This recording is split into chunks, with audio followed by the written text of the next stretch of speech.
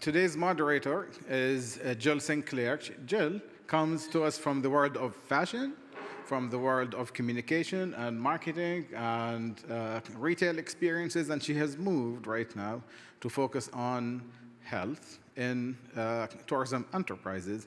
In particular, she's looking at certifications. She works with football clubs, she works with a variety of tourism enterprises, and she's going to speak to us today and with the panel about how health and health considerations and the assurance of safety of the traveler really drives business. Jill, please come up. Thank you so much. And you're going to introduce our wonderful panel. I'm very honored. I've actually got two great gentlemen with me today, and the rest are virtual, so I'm going to introduce them.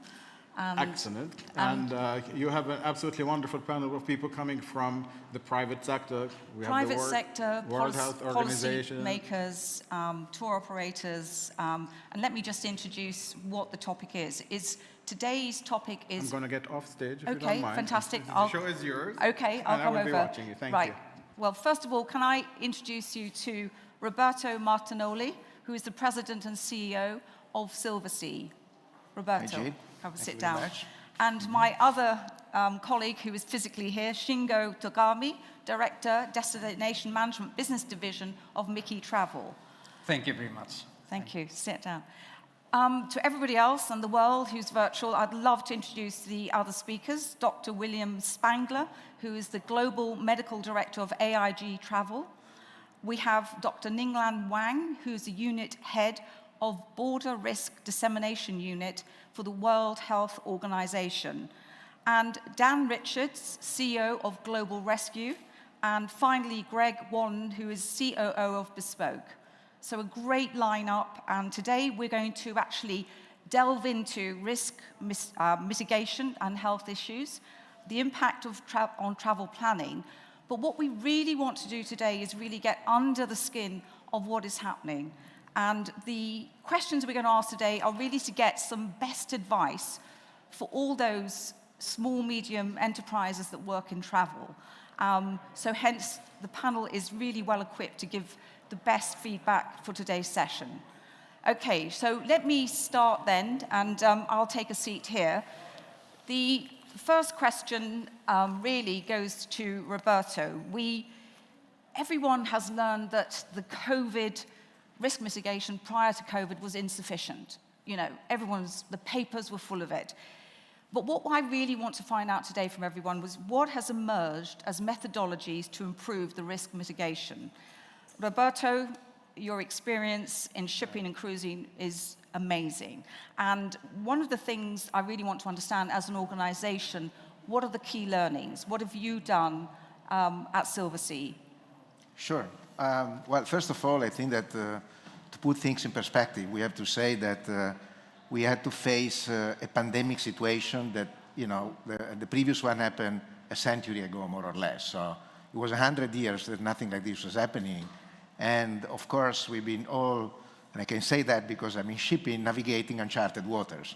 So we didn't know what we were facing. So the very beginning was extremely difficult because, I mean, we were facing a crisis, and we didn't have any experience for anything like that. We, in fact, had some similar experiences because due to the nature of our business and due to the fact that people are staying on ships for a certain amount of time, that is on average longer than certain incubation periods, we had to deal with a situation like Norovirus, which is I mean, the most similar, I would say, health situation that we had experience of, and this has been helping us quite a bit because we knew how to deal with hygiene, disinfection. I mean, on ships you always had these hand sanitizers and these type of things. I mean, we already had like a hand washing station at the entrance of restaurants. So we did know a little bit, but not enough. So the very beginning has been challenging to understand what we were dealing with. And then immediately after, I think that the biggest challenge we had to face was more to what do we communicate and who do we communicate with? So it has been extremely difficult for us at the beginning because we had a couple of ships that still had passengers on board, and nobody wanted to deal with us. We were just said, oh, you know, there is nothing you can do. You cannot get people off. You cannot get people on. You cannot fly people home. Yeah. I mean, it was a kind of an absurd situation. And I think that we've been, I mean, in our case, we've been very fortunate because we are part of a very large corporation. So we had, you know, like, first of all, a very strong medical department. And our corporation put in place a panel of, you know, very valuable experts, experts in public health, I mean, you know, with a lot of knowledge that they've been helping us assessing the situation and they've been giving us direction. And we had our government relation department with a lot of people that could help us in dealing with government. Governments were shut down because they were dealing with, of course, the priority was the local emergency of the local people. So there were not much interest in a few hundred people on a ship. So keep them there. I mean, isolate them, do nothing with them. Yeah. So it was extremely difficult. I have to say that, you know, that was really an extreme situation where we had to, you know, tap into any resource that we had. And in the end, we made it, because then not only did we have to deal with the immediate emergency of understanding what it is, but then we had to repatriate passengers and then to repatriate crew. And it was really extremely difficult, extremely difficult. Thank you so much. I mean, what's apparent from that is that you've already got the protocols, you've got a captive audience, and what you showed was the sort of the ability to pivot and work with the different bodies, but you were creating new ways of actually communicating, which comes back to Dr. Wang.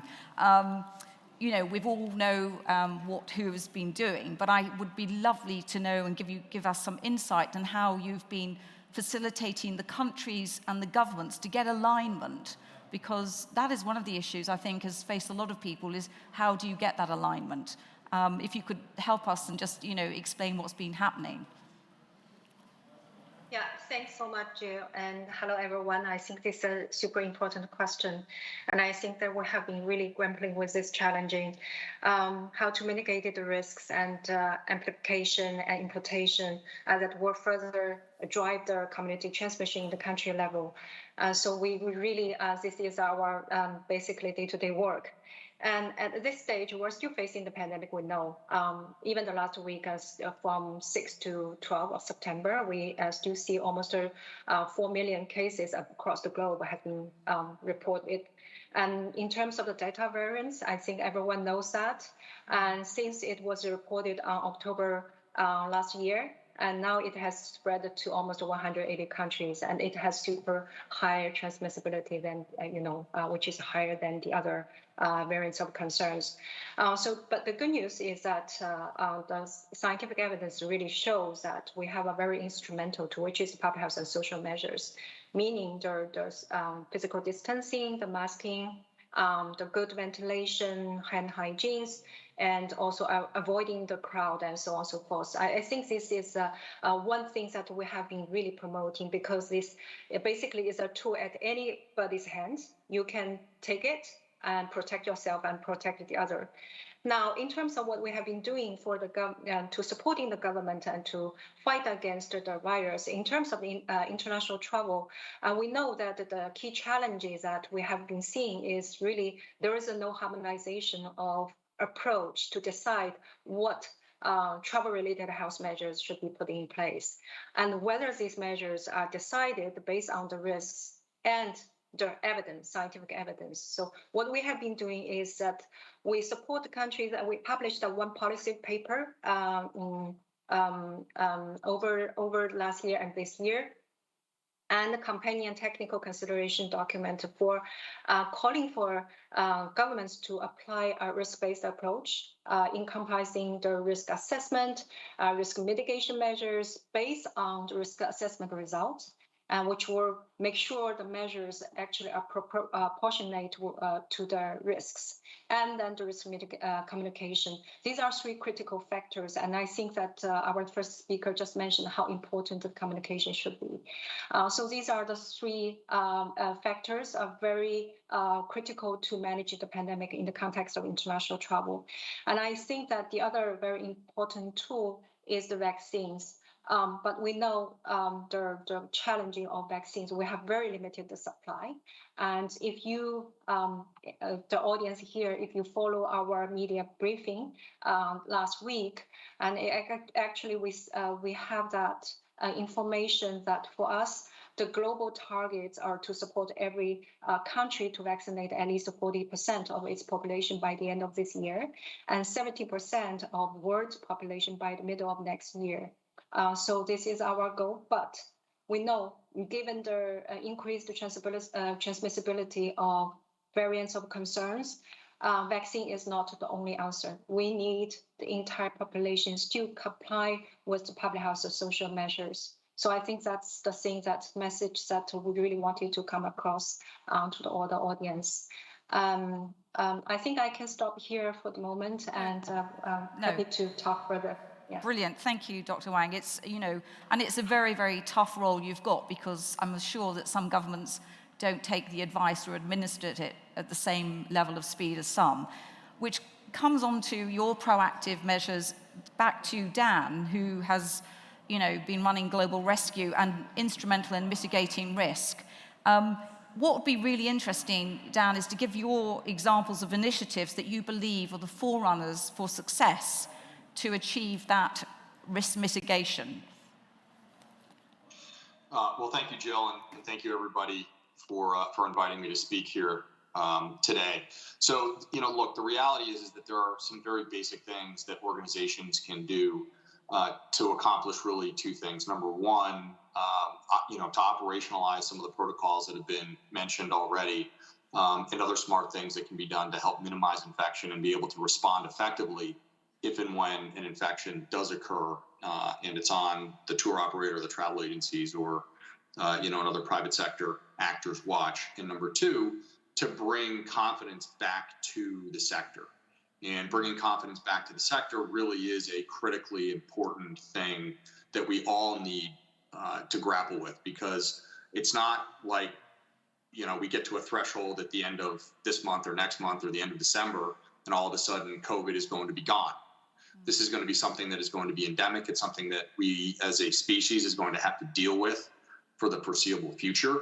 And in order for life to return to semi-normalcy, we need to come up with tools to reassure the public that the things that they used to like to do and enjoy, like travel, like tourism, like other kinds of leisure activities, are doable in this, you know, in this new normal. So, look, we help organizations build protocols so that when there are issues that occur, whether it be COVID or anything else, that there's a coordinated approach to the response. And unfortunately, COVID really was and is a wake-up call to so many organizations that had moldering, you know, on a dusty shelf somewhere, their crisis and, you know, preparedness plans. And maybe they took them off the shelf once a year, maybe they didn't.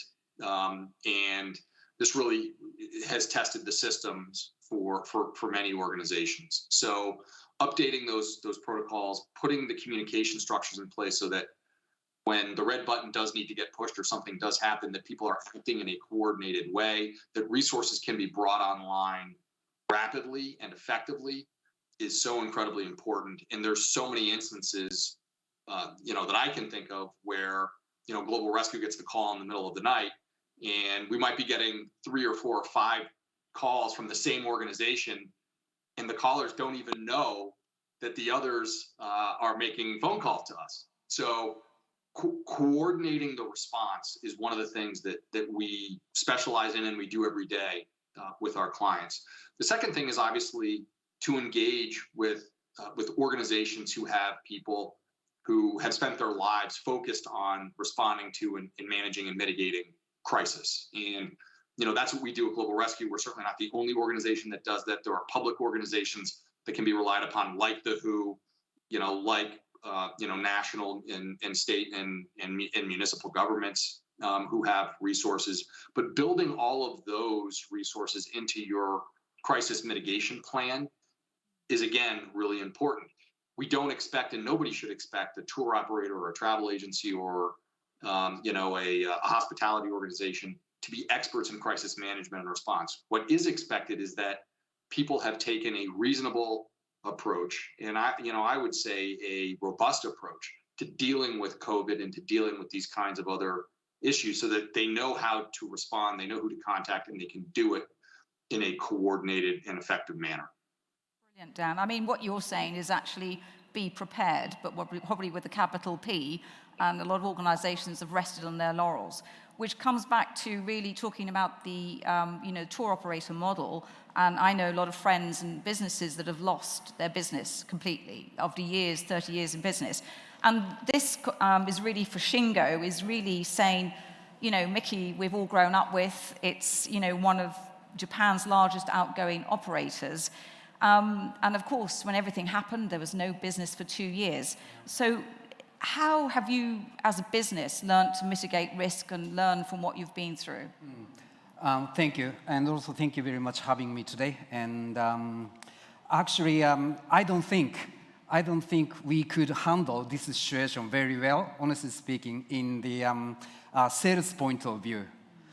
Actually, Miki Group was established in 1967, and the first 20 years, we have only have done single traffic from Japan to Europe. But we have been aware that there are so many risks with this single portfolio. So we have just decided to expand our business portfolio to all over the world. And maybe first one was expansion of our sales market, source market. And only Japanese market, we have also expanded to the East Asia and also Southeast Asia, and coming to the South Asia, and also we went to the Oceania and Africa continent and North America, and we have expanded these source market. And the second one, also we expanded our destination. Our destination was originally only Europe, but there are so many difficulties in Europe, like refugees or terror attack or contagious disease, many things, also in the source market. So also we expanded the destination to same area with the source market, like North America, Oceania, other Asian countries. And then, if we consider this is something like a mesh from here to here and here to here, if we do many things, this is something like a mesh. So we called this is a mesh business. And we expanded this mesh business to all over the world, and then proactively deploy this strategy to all over the world. I think this is one of the, risk mitigation. Yeah. So what's interesting about that is actually you've looked at it from a business risk and, and the future. And I'm going to ask a very cheeky question, but when did you actually develop that strategy? Was it must... It was 30 years ago. 30 years ago? Yeah. Wow. And, first 20 years, just only single traffic. Okay. But we are, so we have been aware of the risk of single portfolio. Yeah. So these, some mesh business, and also not only, our main business is a ground handler. Yeah. But we have also started to sell other products like ocean cruise or river cruise or any other event, so that so we could also reduce the risk of only a ground handling. Much relied on to the geographic risk. Okay. So that this is something like a risk mitigation that we can call. However, this time, the corona pandemic, everything stopped. and the government order, don't move, stay home. This means exactly, it's destroy our business, mitigate it. So honestly speaking, we didn't have any, enough risk mitigation for this pandemic, unfortunately. However, if we consider about the, it's a company management or running my company, we could have enough time for reviewing, and also we could understand the vast majority of our work can be done from the home. Okay, brilliant.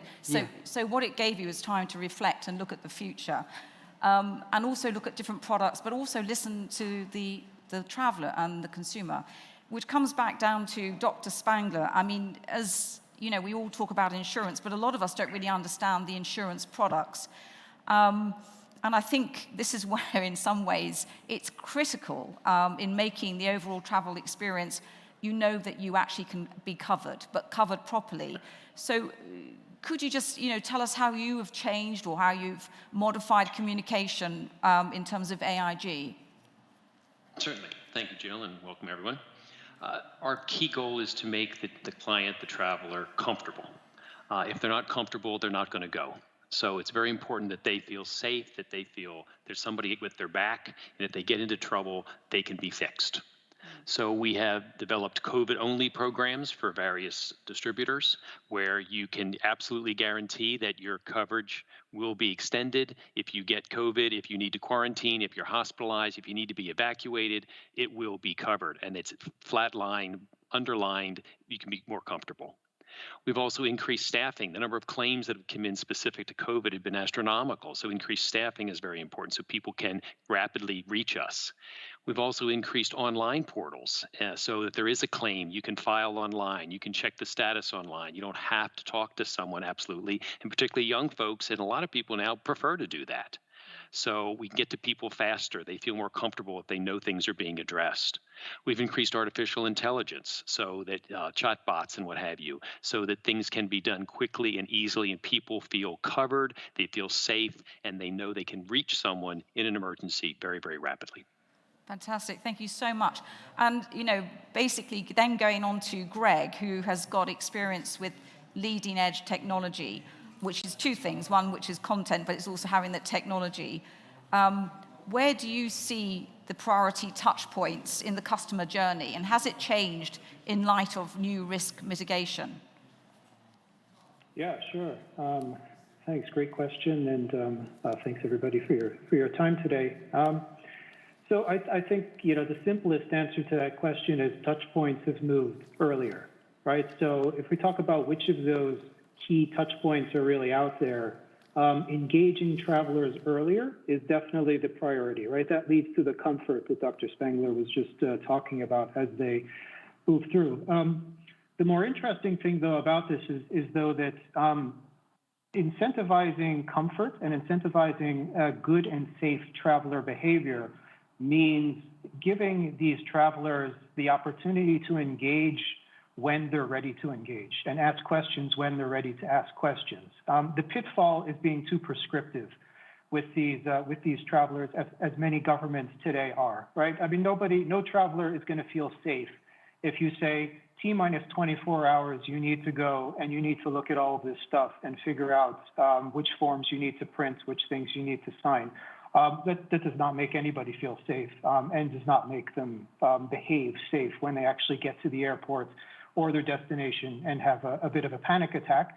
And then to make matters worse, right, they're going to go and ask the wrong person for advice, right? So they're going to say, uh-oh, I don't have the right form. Let me go ask immigration what I should do. And they may not be the right person at all to answer the question that they're trying. So, what we're seeing here, the changes are really a few things, right? So to get back to your question, what has changed? One, travelers need to be engaged earlier. And by engaged, I do not mean talked to. I mean being given a channel to communicate with, which is persistent and which does not go away and remembers your context as you perform your journey, right? The communication line is open, there's one of them, and it's easy to find, right? So that's one big thing that's changed. Second is around providing accurate information, right? So accurate, that's fairly straightforward what I mean, but that also means knowing that several of your touch points in the journey are not the experts. So, you know, we just need to recognize that you want to give that information to people and remind them that, you know, the channel they're engaging with is the authoritative channel to engage in, right? So they don't go asking other people for an answer, not getting the answer, and then ultimately either feeling unsafe or doing unsafe things. And the third ingredient here is around context and handoff, right? So we have to balance privacy and utility here, right? Context and like managing people through the journey is really, really important without, of course, encroaching on people's privacy here, right? So, a typical example would be I go to the airport, then I go and get into my transportation provider, right? Ideally, I would like a communication channel like a chatbot to follow me, through this journey, so that I don't have to re-enter or re-explain my situation to, yet another communication channel as I'm on travel, right? Repetition breeds frustration. It breeds, feeling of not safe, of basically being unsafe, and ultimately not getting the information you want.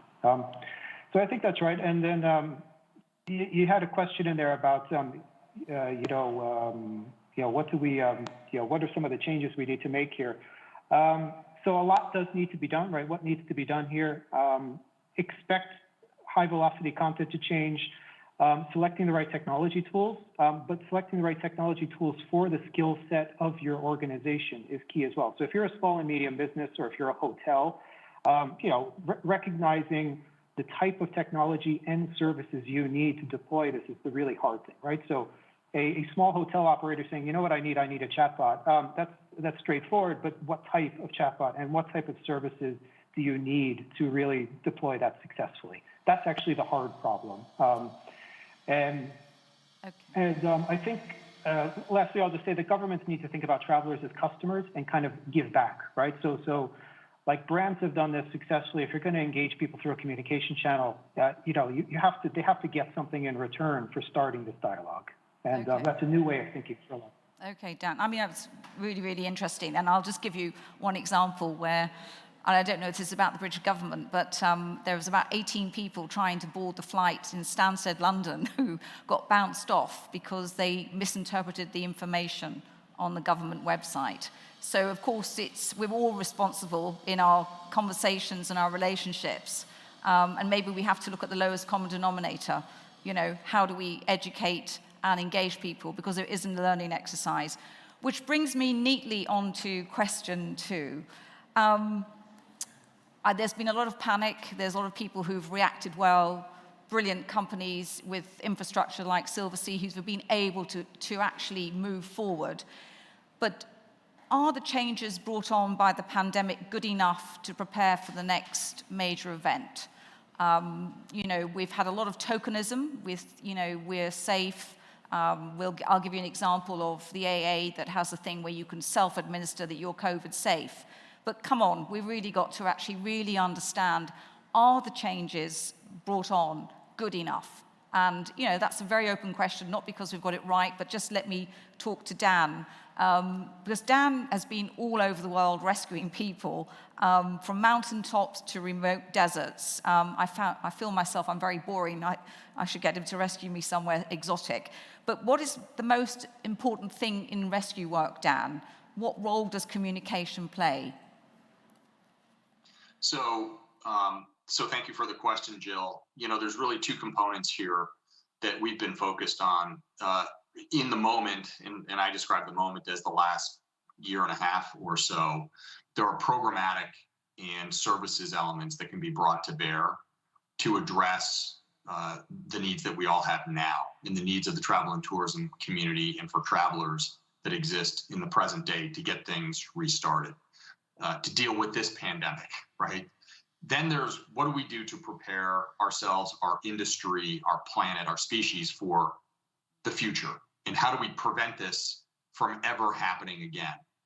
So let me just start with the programmatic side for a minute. There are things that governments can do both with their own resources and by harnessing and leveraging private sector resources in these private public partnerships to bring to bear transport resources, healthcare resources, communication resources, and other kinds of elements into a seamless platform that does two things. It instills confidence in the traveler. So we've been talking a lot about confidence coming back into the marketplace. And number two, it actually operationalizes the services that anybody would want if and when they go to a destination and have some kind of an issue.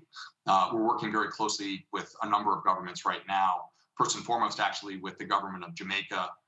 Minister Bartlett from Jamaica is at the conference, and we're working very closely to put these kinds of integrated elements in place for the benefit of travelers who are going to places like Jamaica. It's actually called the Jamaica Cares or the Cares Travel Program. The second element that we need to support and invest in, both in the private sector and in government, are technologies that prevent this from happening in the future. The diseases that we're dealing with right now that are the most damaging to our sector, they're human vectored, breath-borne pathogens that are highly contagious, highly infectious. And the technology exists today, not at scale, but it does exist today to rapidly analyze exhaled breath and to be able to identify people who are carriers of these pathogens and who are infected. We need to build on that technology.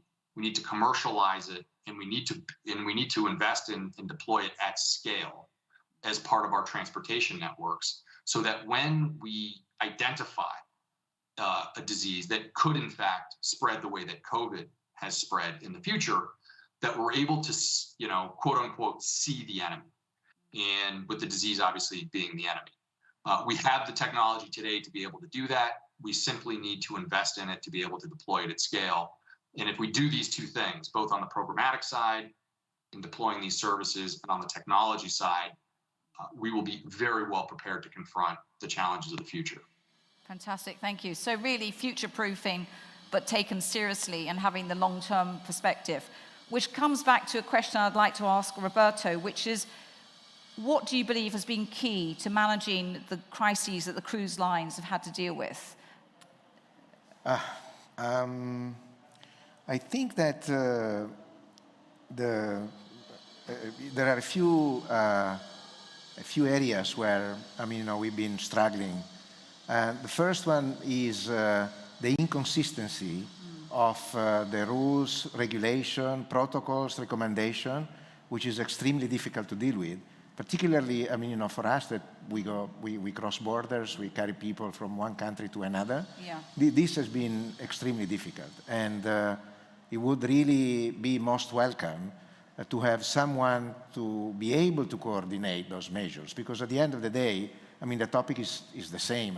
It doesn't change. We are dealing with an infectious disease, and the way, in an ideal world, we would like to have one way to approach it. And maybe, and I think that would be of great, great help. And this is number one. And number two, we've been talking about quite a bit about reinstating confidence in consumers and the people that need to travel, whether it is for leisure or for any other reason. And so the communication is really key. And we can certainly think of having a better approach to communication. There is a lot of confusion. And there has been a lot of confusion about this, still is. It's difficult to understand where do I get my real source of information that I can rely on, I can trust, and I can see that this will influence also regulatory decisions that are going a little bit all over the places. And there doesn't seem to be one way that is proven to be better than any other. So we are continuing to having a lot of discussions about what do we need to do, but we have not identified yet which is the real one. So probably, consistency of the regulation would also help, and protocols would also help what was said before, that there might be technology that would help reducing the risk dramatically. And if we don't have one, I would say, direction to go towards, so we are wasting energies in many different directions, it's not going to be very helpful.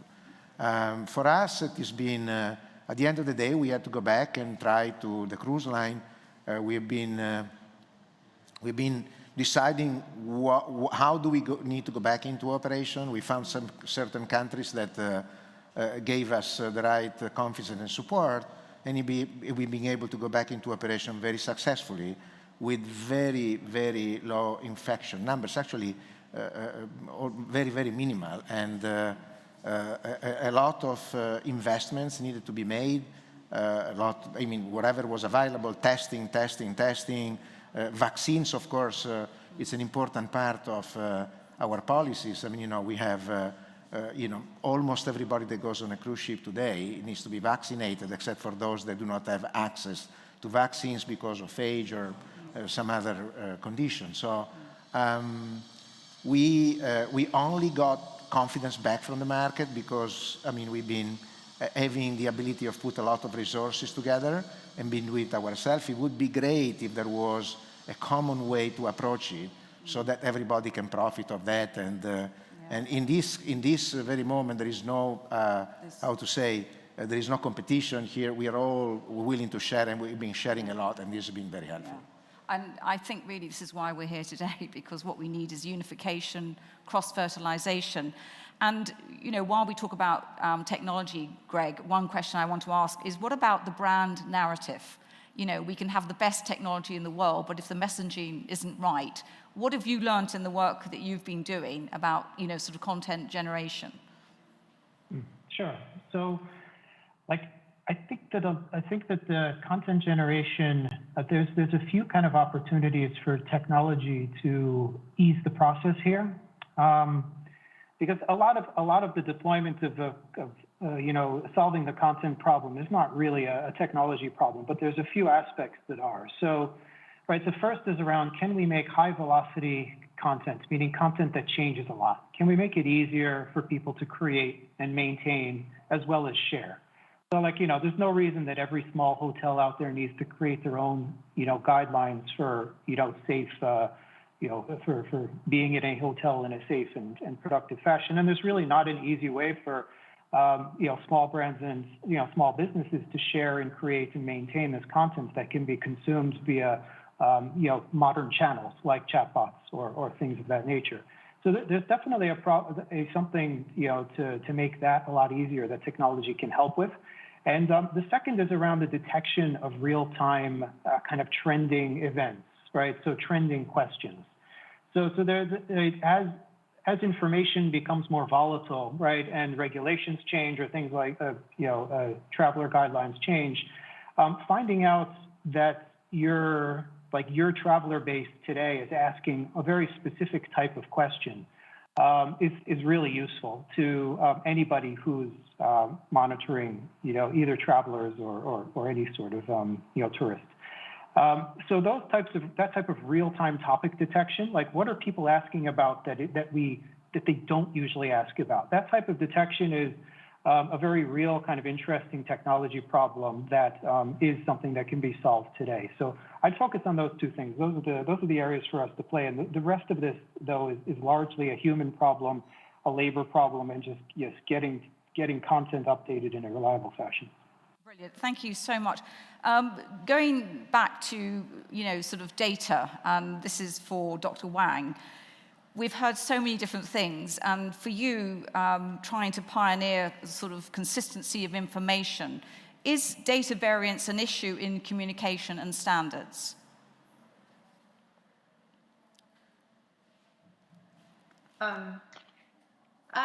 I think, that's just starting from the vaccination certificate. I think because right now it's really the hot topic. And what we have been doing is really to harmonize the minimal data set. And I do not know if our audience is aware. Actually, our WHO has published our digital documentation of COVID-19 certificate for vaccination, and we're working on the same document for the laboratory results. So these are two documents which provide the minimal data set for the countries who wanted to develop their certificate for vaccination and the laboratory results for cross-border verification when travelers hold in the certificate. So it will give the standardization of the data set.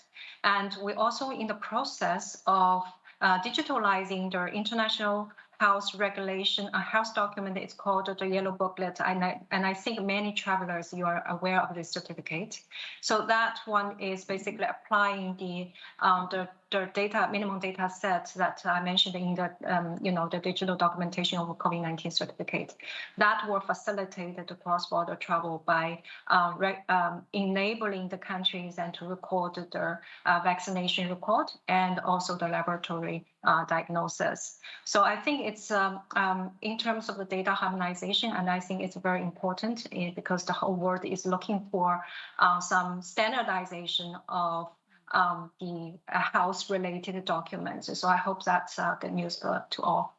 Great, thank you very much. And Dr. Spangler, I mean, you talked about the way you've evolved product.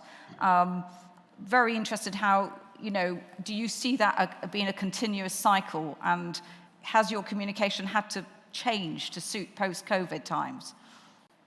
Without question, it has. We constantly update the website to make sure people have the up-to-date access and up-to-date information. We're embracing telemedicine on a global scale, not just locally, but if you're in another country, you will get a doctor from that country who knows what's going on, knows the up-to-date medications and what's happening and what's available locally. So people don't want to go out to the clinic down the street or the A&E 3 miles away. It's dangerous to go there these days. So they want to stay where they are in their hotel room if possible, be evaluated by a physician or a nurse or a paramedic, and get medical information that they can trust.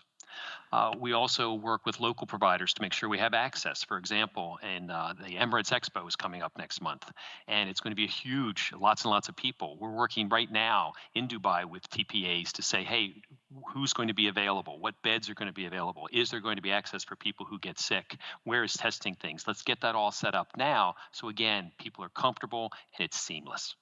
Okay, so huge learnings for just managing the future risk.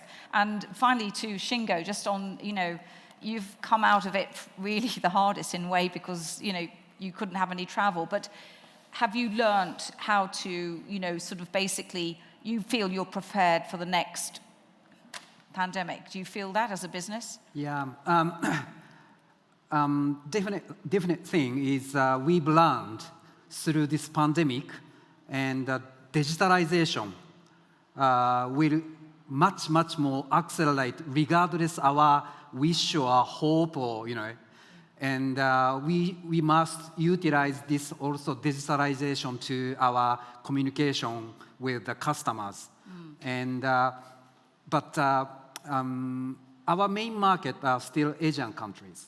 And due to some, language barrier, the travel trend is still group to us. Yeah. But now, so many Asian people speak more frequently English, more familiar to English. So individual movement will be much, getting popular. Yeah. So this means we need more frequent communication, and we need more communication with many individuals, not anymore group. Yeah. So we need to utilize more digital, the digital platform. However, I believe in travel sector, more human touch communication will be much important. This something like, harmonize with digitalization and the human touch. Yeah. So as a travel company, tour operator, I don't want to lose this, heartwarming communication, harmonizing with the digital. Okay. This is maybe, I think, most important very interesting, thing. because it comes back to the whole thing about, the service principles that, you've got to connect with people. You might have technology, but you've got to connect with them, which comes back to our third question, and really, what needs to be done in the industry, and I use industry very loosely here, I mean government as well. And let's just get to the heart of the matter. Dr. Wang, from your perspective, what are your views on the way governments are making it easy for travelers to understand and make decisions? And what policies need to be global? Yeah, I think it is a great question, but it's also a difficult question. And I know that over the past decades, and we have been through many pandemic, public health emergencies of international concern, like SARS. We had pandemic H1N1. We had Zika. Now we have COVID-19. And every time we talk about the preparedness, and it's preparedness is always at the core of discussion after every outbreaks, but we still kind of caught by surprise because each outbreak actually hits us in a different way. So what do we do better? And I think it's a shared responsibility because between the governments and the travel industries and individuals. I think just take a very simple example about the communication, which is most complicated issue during the pandemic. I think we've lost her. I'm so sorry. No, don't worry. I was speaking to myself.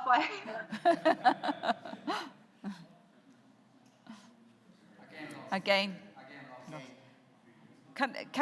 Shall we come back to you, Dr. Wang, just quickly, because I know we're sort of getting towards the end. I mean, Dr. Spangler, we talked about, being better prepared. Have you seen that you can actually work better with governments and advise people? And how are you better prepared in terms of communication? I think we try to get information from any and all sources, not just government, not just healthcare providers, but also the airlines, the hotels, and what have you. We need to educate the consumers about where this information is available, where is it good, and maybe where is it bad, because there is a lot of bad information out there. Imagine that everything you read on the internet is not true. Imagine.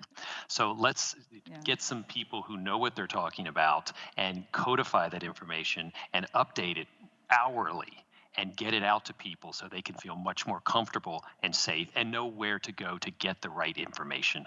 Recently, I've traveled. I got the best information from Southwest Airlines. It was fascinating, absolutely fascinating. Better than anything else I've gotten. They told me what to do. Here's the website. Here's where you have to go. You have to fill this paperwork out. That's what we need.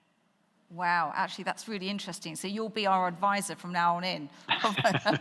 Absolutely. Coming back to Roberto, I mean, with the cruises, to cross countries, do you believe the governments all have the same accurate sense of risk and, and facilities? How's it been for you dealing with the different governments? Well, I think that we can objectively say that this is not the case. Okay. And I think that, starting with what vaccines are approved or not approved, there is a big disconnect, because certain parts of the world are approving only their, there is Europe, US, Asia. We have three major, communities that are coming out with different rules that do not, and in some cases, they do not recognize each other. This is a big problem, because people that need to go across countries, what do they do? So if you live in an area where vaccine A is approved, and you need to travel to area B, what do? You need to have your vaccine, which I think that it would be reasonable to say that I need to be vaccinated in the country where I normally reside. But then if I am vaccinated, why can I not travel to another part of the world where my vaccine is not recognized? There is not this kind of reciprocity, which creates a huge challenge to travel. This is really very, very difficult. Not only that, because also when you go to testing, which is at the moment still a very important tool, is the same thing. Yeah. So testing, certain type of tests are approved somewhere, and in the same you travel from, again, region A to region B, and in region A you need to get a certain type of test, in region B you need another type of test. This is a big waste of energies that is really not needed. That would be a great help if we were to have some sort of better direction. What is it that can be recognized, reciprocated, or anything like that, and what it is not? This is extremely extreme. This is making our life extremely difficult. I understand, and it's the consistency. Yeah. And Dan, when you've worked in proactively planning, ahead for destinations, how's it been with the governments, helping you get that information out to travelers? How's that been for your experience? You know, it's very easy for people to level criticism at governments as being not coordinated, being slow to act. It's very easy. They sit in very, very challenging positions because everybody wants an answer, and they want that answer to reflect settled science. And what we don't have right now is settled science. We have data, and data is coming in real time, but we should never confuse data with settled science. But we, you know, as business leaders, we need to make decisions in real time. You know, this thing is unfolding day after day, and getting guidance from governments where we all have access to and are making those decisions based on the data is really important. So we need to make the best decisions we can based on the data that's coming out. I'll make one point about what we could do better. We could do better by taking natural immunity into our sphere of decision data that is influencing how we behave. There's a number of studies that have come out now. Again, this is not settled science, this is data. But when you look at Cleveland Clinic, you look at Johns Hopkins, you look at data out of Denmark and Israel, it appears that natural immunity may be as good, if not better, than vaccinated immunity. This is a very, and we know hundreds of millions of people around the world who have had COVID, who have some level of natural immunity. It is important for us to factor that into our decision-making as we go forward. So we should all be responsible with the data and the science that we're relying on, but we also shouldn't be afraid of it. And when we get new information and new data, we should, as responsible leaders, be able to act on it. Okay, and it was interesting, you're saying it's a dynamic situation, and, you know, turning to, you know, Greg, what difference, and, you know, do you see technology making for governments, and are they early adopters or late to the party? Sure. So I'll give three examples here where governments or government organizations, like, just to illustrate some of the opportunities here. The first would be something, like a Narita Airport, which is one of Bespoke's big customers, right? And just the whole idea of handing people off, get to your destination successfully, as quickly, as safely, and with as few interruptions as possible, right? There's the technical kind of opportunity here is the handoff that I was talking about earlier. So how do we go from step A to step B to step C without asking people conflicting questions or new questions or repeats of things, right? There's a whole cluster of opportunity there. There's another one, because Bespoke is also deployed in Japan for a few emergency management use cases. Like, we do this kind of anomalous topic detection. Like, so when there's an earthquake and a city government wants to disseminate, what to do to their constituency, what happens when somebody decides to ask the chatbot for an ambulance, right? So a traditional way of thinking about this would be, well, that's not in scope, right? Because, this is just an FAQ machine, right? It's not good enough, right? So if we're really going to be deploying chatbots to people, we need to have higher standards. And what it means is if somebody asks for an ambulance, we need the process and flow in place to do something about it. And indeed, we do, right? So we have operators, we get the real-time topics that we don't have any FAQs about ambulances. Somebody needs to look at this, somebody needs to go route this to the right people. That's definitely a big one. And then another is around just resource planning, right? So, we have one other city government in Japan who's looking at steering or incentivizing people to go to less crowded attractions, within their constituency. So not a new use case. Theme parks have been doing this, right, as you're no doubt aware. But, applied at the city government level, there's still that whole kind of resource optimization type of use case out there.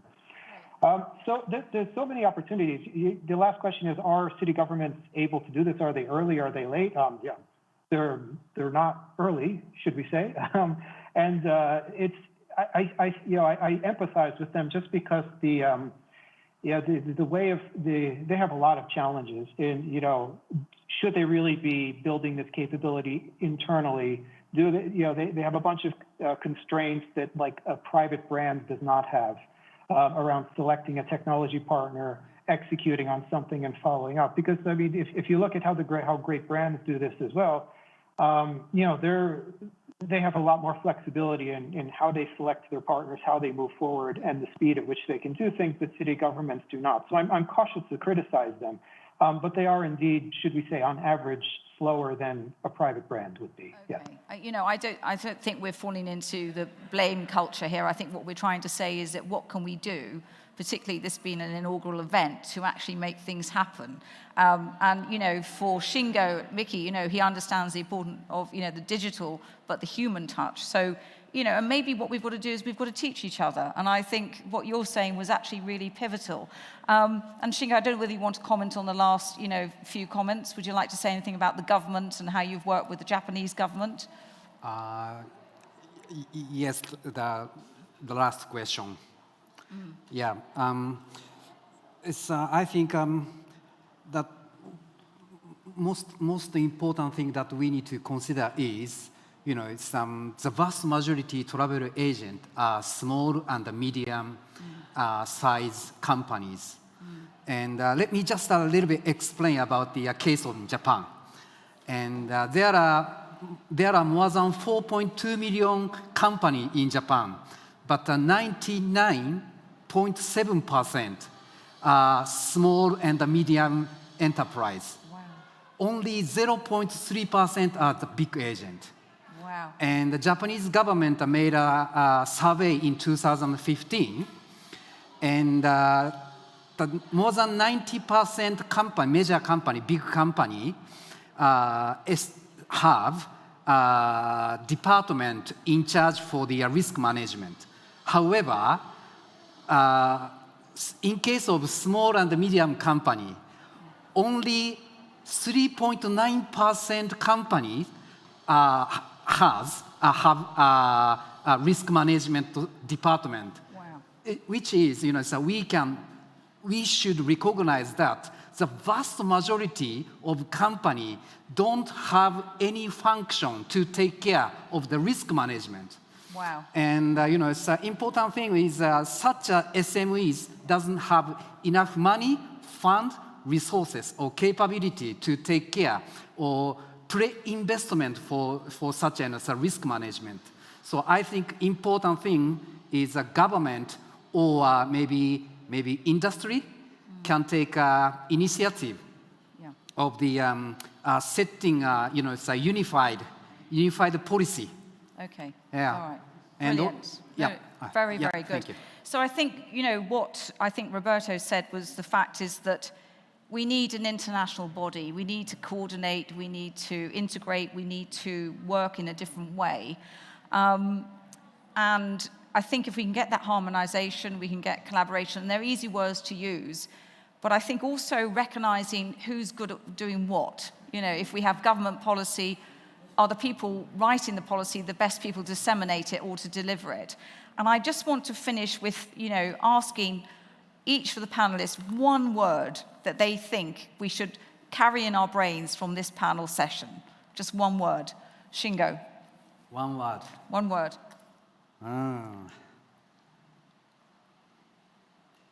Roberto. You can come back later. I'm always hammering on the same nail. I think that transparent communication is extremely important. Brilliant. Okay, 2 words. Dr. Wang. Oh, sorry. I hope you can hear me well.